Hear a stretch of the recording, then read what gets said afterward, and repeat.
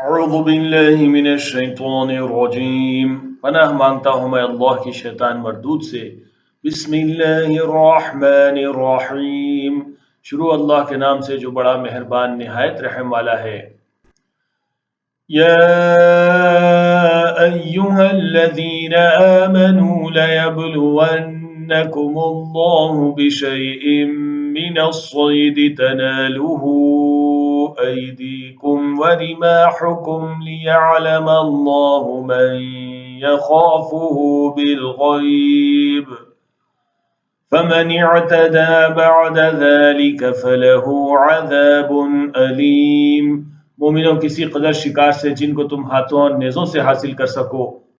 اللہ تمہاری آزمائش کرے گا، یعنی حالت احرام میں شکار کی ممانعت سے، تاکہ معلوم کرے کہ اس سے غائبانہ کون ڈرتا ہے، سو جو اس کے بعد زیادتی کرے تو اس کے لیے دکھ دینے والا عذاب تیار ہے۔ یا ایہا الذین آمنوا لا تقتلوا الصید وانتم حرم ومن قتله منکم متعمدا فجزاء مثل ما قتل من النعم يحكم به ذوى عدل منكم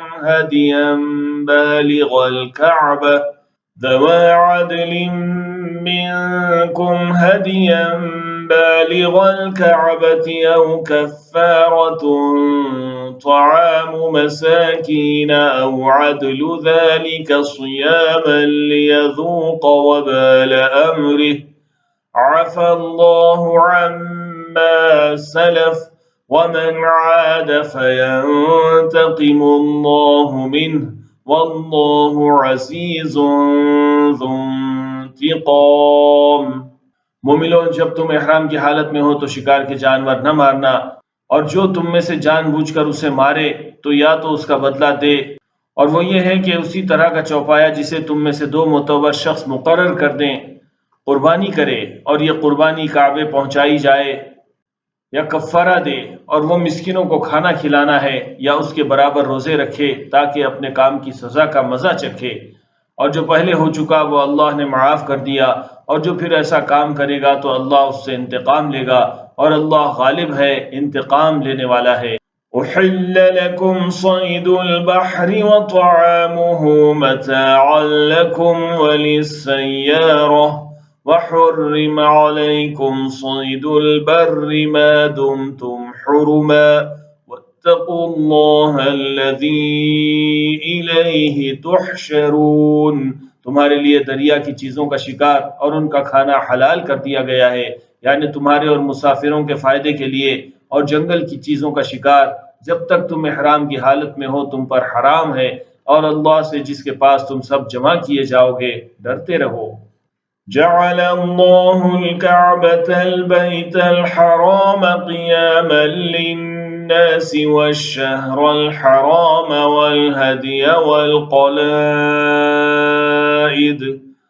ذلك لتعلموا أن الله يعلم ما في السماوات وما في الأرض وأن الله بكل شيء عليم۔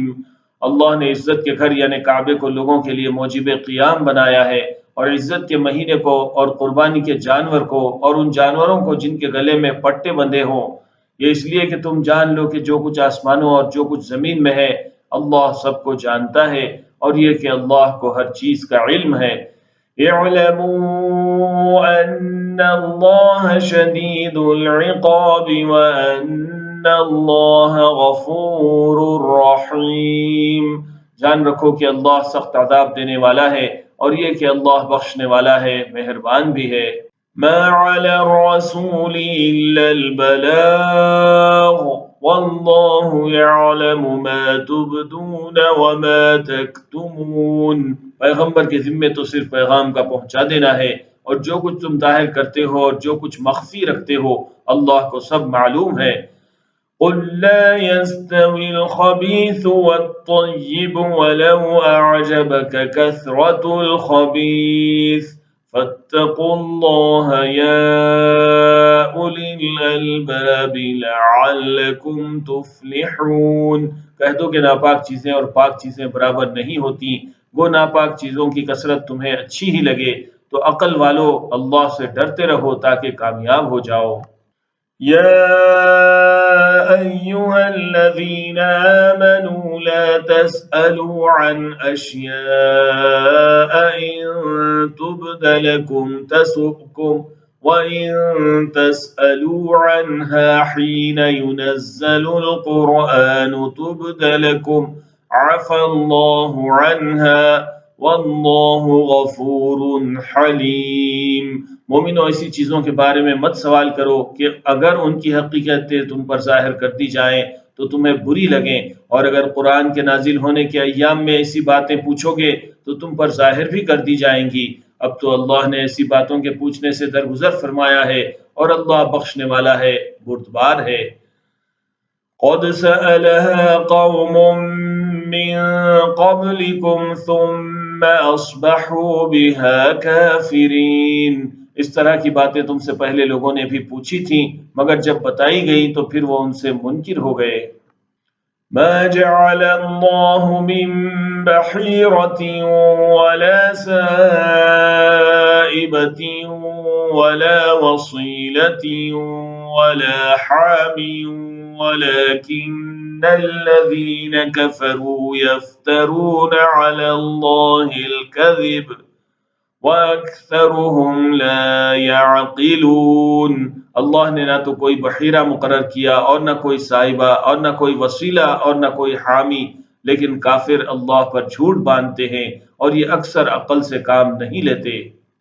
وَإِذَا قِيلَ لَهُمْ تَعَالَوْا إِلَى مَا أَنزَلَ اللَّهُ وَإِلَى الرَّسُولِ قَالُوا حَسْبُنَا مَا وَجَدْنَا عَلَيْهِ آبَاءَنَا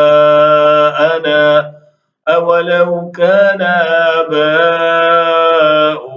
لَا يَعْلَمُونَ شَيْئًا وَلَا يَهْتَدُونَ۔